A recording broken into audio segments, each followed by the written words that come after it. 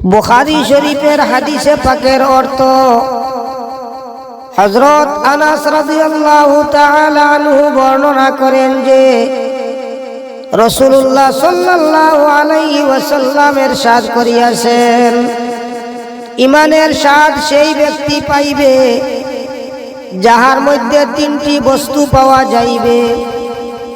1 নম্বর, তাহার অন্তরে আল্লাহ তাআলা ও তাহার রসুলের মহব্বত সবচেয়ে বেশি হয়। 2 নম্বর, যে কোনো ব্যক্তির সাথেই মহব্বত হয় উহা শুধু আল্লাহ তাআলার জন্যই হয়।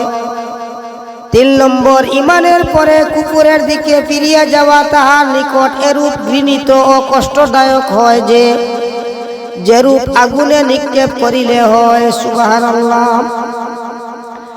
অন্য হাদিসে হযরত আবু উমামা রাদিয়াল্লাহু তাআলা আনহু হইতে বর্ণিত আছে যে রাসূলুল্লাহ সাল্লাল্লাহু আলাইহি ওয়াসাল্লাম ইরশাদ করিয়াছেন, যে ব্যক্তি শুধু আল্লাহ তাআলার জন্য কাহার সহিত মহব্বত করিয়াছে আর তাহারই জন্য দুশমনী করিয়াছে এবং যাহাকে দান করিয়াছে আল্লাহ তাআলার জন্যই দান করিয়াছে আর যাহাকে দান করে নাই আল্লাহ তাআলার জন্যই দান করে নাই, সে ঈমানকে পরিপূর্ণ করিয়াছে। সুবহানাল্লাহ।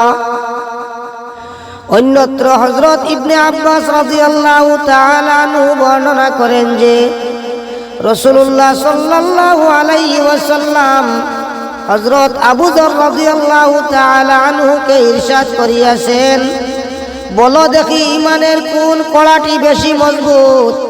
হযরত আবু যর রাদিয়াল্লাহু তাআলা আনহু আরজ করিলেন, আল্লাহ এবং তাহার রাসূলই বেশি জানেন, সুতরাং আপনি বলিয়া দিন।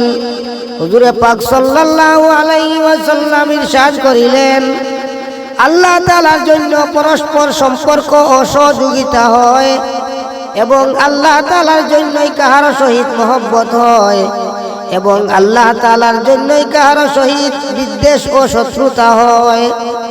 ফায়দা, অর্থাৎ ইমানি খায়েশ সমূহের মধ্যে সবচেয়ে শক্তিশালী ও স্থায়ী শাখা এই যে দুনিয়াতে বান্দা কাহার সহিত যে কোনো আচরণ করে, চাই উহা সম্পর্ক স্থাপনের হোক বা বিচ্ছিন্নকরণের হোক, কিবা তো ছিন্নকরণের হোক, মহব্বতের হোক বা শত্রুতার হোক, উহা যেন নিজের নফসের চাহিদা হিসাবে না হয় বরং শুধু আল্লাহ তাআলার জন্যই হয় এবং তাহারই আদেশ ক্রমে হয়। আল্লাহ পাক পরওয়ারদিগার আলমে এটা হাদিসের উপরে আমল করার তৌফিক দেখ। আমিন।